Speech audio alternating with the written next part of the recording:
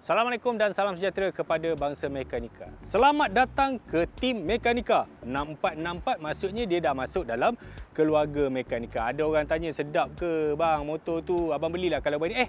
Memang kita belilah.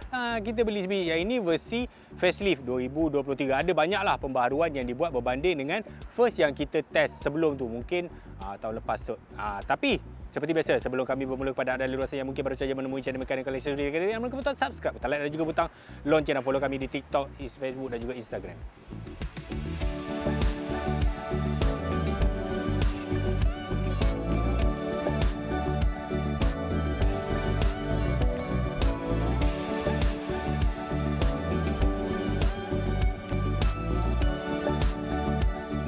Skuter. Apa itu skuter? Sebuah motosikal dua roda dengan transmisi automatik. Kenapa kami suka skuter? Kami ada MVX, kami ada ADV 160 dan kami ada Xtreme 150. Skuter ni memang ada peminat dia. Jadi mod pengangkutan yang sangat mudah. Jadi kita on kunci dia, start engine, pulas jalan. Tak ada tukar-tukar gear, kasut tidak kotor. Twist and go. Dia juga biasanya tempat isi barang dia besar. Dan dia juga kebiasaannya sangat-sangat praktikal. Sebab tu memang ramai orang dekat dunia ni memang disuka skuter sebagai kenderaan pengangkutan harian yang praktikal. Termasuklah kami. Jadi motor ni banyak-banyak buat apa?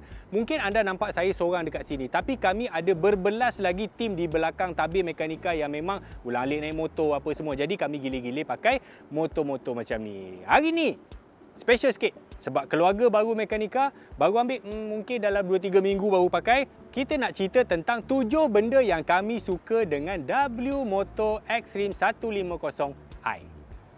Yang pertama, dia pakai suspension depan USD fork, upside down fork. Okey, kebanyakan skuter ataupun motosikal dalam kelas 150cc ni memang dia masih pakai telescopic fork. Jadi apa kelebihan USD fork ni? USD fork ni satu, sebab valve dia duduk dekat atas. Okey, valve untuk suspension ni. Jadi cecair dia semua duduk dekat atas, dekat bahagian clamp. Bila dia duduk dekat clamp atas, secara automatik kita dapat rasa handling dia memang solid. Untuk motor ni, center of gravity bila kita bawa laju, slow, nak maneuver, steering tu rasa berat dan jitu dan solid.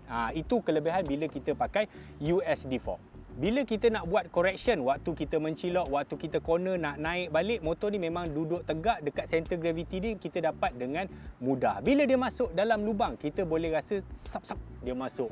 Pernah tak anda bawa skuter yang sangat laris di pasaran itu? Bila kita masuk je dalam, tak payah lubang lah, dekat speed bump sikit, kelekuk-kelekak, kelekuk-kelekak, kelekuk-kelekak. Sebab apa? Sebab suspension dia ayam.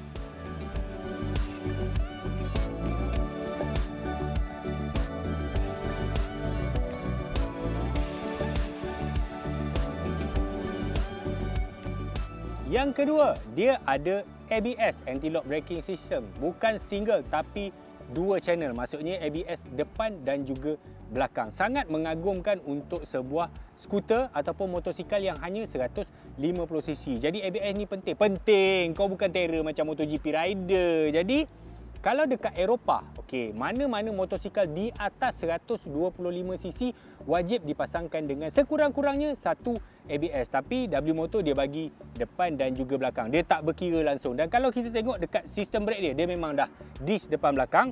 Disc depan dia buat macam petal punya design, memang nampak cantik. Dia punya caliper 2 port dekat situ. Braking system dia saya rasa tak ada masalah langsung. Malahan saya rasa brake dia lebih cepat berbanding dengan enjin dia. Macam brake dia tu overkill jugalah. Jadi braking dia memang tip top.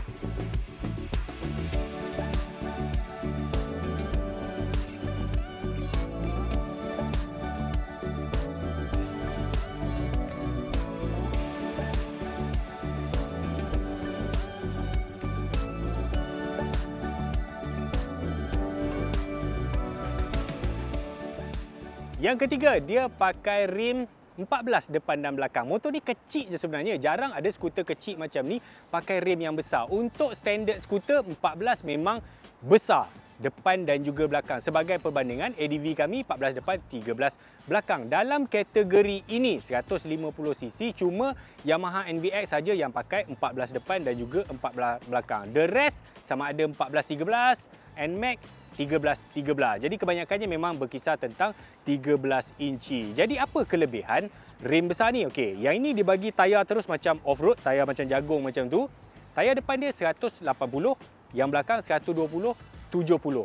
Bila tayar besar, maksudnya diameter rim tu besar, dia ada rolling diameter yang besar. Bila dia rolling diameter yang besar, bermaksud dia dapat menyerap hentakan dengan lebih baik dan juga memegang motor tu dengan lebih baik. Radius rim tu tadi membantu secara tidak langsung terhadap pengendalian keselesaan keseluruhan motor ni. Jadi travel suspension dia ada banyak ruang untuk dia bermain.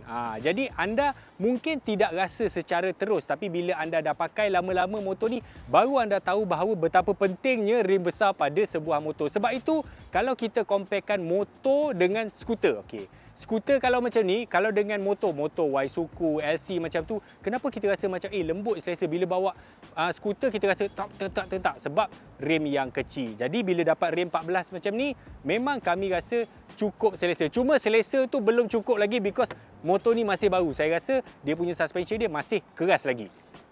Yang keempat, sistem suspension belakang dia. Tadi kita dah cerita depan dia pakai USD fork. Yang belakang mana? Tak ada ni. Dia pakai monoshock. Dalam kategori skuter kategori ini, cuma dia saja yang pakai monoshock. Kalau kita compare MVX, ADV, NMAX dan Vario. Tapi Vario tu bukan monoshock. Dia pakai single shock yang sebelah. Tapi dia masih diikat bodi belakang dan juga arm. Yang ni arm ikat kepada bodi tengah. Jadi apa kelebihan suspension macam ni? Untuk kejuruteraan, dari segi dynamic handling, dynamic suspension, ini adalah setup yang paling baik untuk sebuah motosikal. Apatah lagi ia adalah sebuah skuter. Sifat sebuah skuter ni, sebab enjin dia sebenarnya berkongsi dengan swing arm belakang. Dia gantung. Enjin dia tergantung dekat belakang. Jadi pergerakan dekat bahagian sini, arm ni sangat banyak dan sangat sensitif. Sebarang perubahan permukaan jalan, sebarang perubahan angle kita bawa motor, dia akan memberi impact terus pada orang yang duduk, orang yang bawa. Jadi bila dia ada monoshock, dia telah mengasingkan bahagian ini dan juga bahagian chassis. Itu bermaksud unsprung weight dia menjadi lebih dinamik dan menjadi lebih harmoni. Dari segi keseluruhan, sebab itu kita rasa motor-motor yang setup dia macam ni akan rasa lebih solid, lebih tegap, lebih rigid pengendalian dia. Dia punya keselesaan mungkin hilang sedikit, tapi dari segi pengendalian dia memang yang terbaik dalam kategori dia.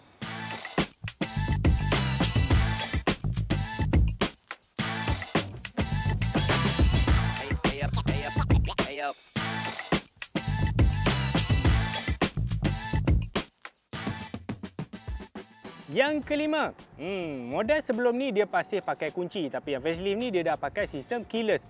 Tanpa kunci ini memang senang lah, sebab kebanyakan skuter ni orang memang dia punya kunci orang simpan dalam poket je. Dan benda yang paling saya suka selain daripada keyless ni ialah kunci dia sini. Dia punya key fob ni, waktu pertama kali saya dapat, saya pegang, sedap betul lah, berat apa semua, terasa sangat premium, terasa mahal dekat dia punya key fob ni. In fact, kalau kita tengok dekat dia punya finishing, dia punya switch, dia punya ni reservoir brake, dia punya switch sebelah sini, dia punya fitting semua terasa memang macam motor moden yang solid, yang premium, yang tidak nampak ringkas sangat, tidak nampak murah sangat. In fact, kalau kita tengok motor-motor China, in fact, kalau kita tengok motor-motor yang bukan brand mainstream, kita tengok dia punya LCD biasanya asal boleh siap. Tapi yang ini bila kita on je switch, kita boleh tengok bentangan meter LCD dia sangat sharp, sangat terang dan juga tak ada sengit-sengit ke tulisan dia, tak ada terkeluar-keluar ke finishing dia, tak ada tajam-tajam ke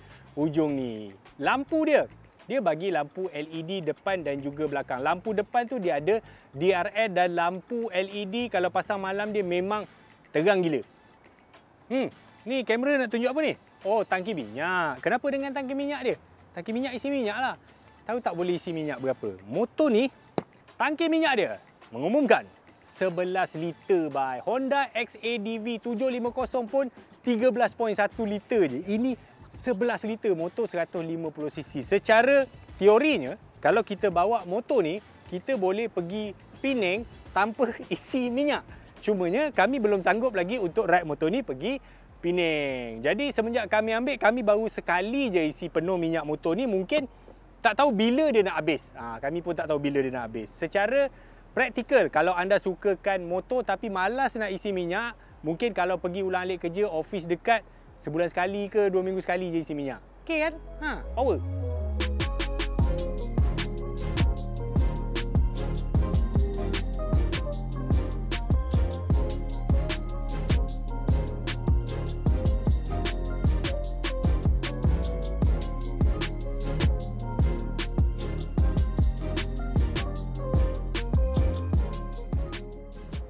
Yang ketujuh, ini adalah gabungan features-features tambahan yang ada pada W-Moto Extreme 150i. Apa dia? Okey, dia tempat letak barang kiri dan juga kanan. Okey, kiri kanan. Dia punya clip pun rasa memang solid. Okey. Dekat belah kanan ni dia ada dua pilihan port. Kita boleh pakai 12 volt atau juga USB. Maksudnya kalau kita nak charge phone, kita boleh pakai kabel USB. Charge phone dekat sini, letak phone dekat sini. Okey. Atau kita boleh pakai 12 volt. Memang ramai orang tak sedar benda ni. Kebanyakan peralatan elektrik untuk motosikal ataupun kereta masih ada soket 12 volt. Dia tidak semestinya pakai USB. Jadi contohnya macam pump tayar, polisher, apa lagi, vacuum, masih ada yang pakai 12 volt. Bagus. Dia ada pilihan dekat sini. Mungkin pump tayar ke whatever lah. Okey, itu features yang tu. Yang kedua, dia punya ni function start stop. Kalau start stop function ni dekat kereta memang saya tak suka, memang annoying. Dekat MX-5 ke, dekat Ativa ke, memang saya sentiasa off bila drive kereta. Tapi dekat motor, okey, dekat ADV ke, dekat NVX ke, memang saya pakai because motor dia gunakan sistem starter brushless. Jadi kita tak rasa bila mati, bila hidup kita tak rasa sangat. Dia betul-betul membantu menjimatkan minyak. Dah lah tangki besar, jimat pula minyak. Mungkin boleh sampai pataya kalau jam.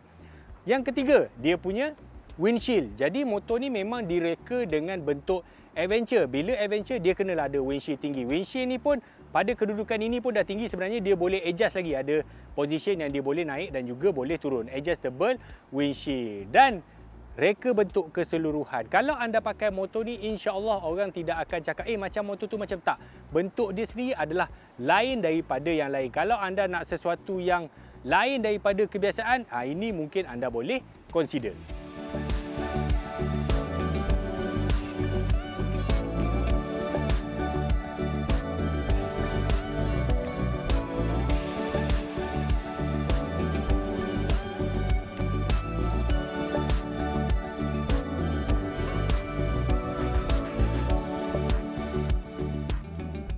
Okey, itulah tadi penceritaan kami tentang pengalaman kami dengan W-Moto Extreme 150i.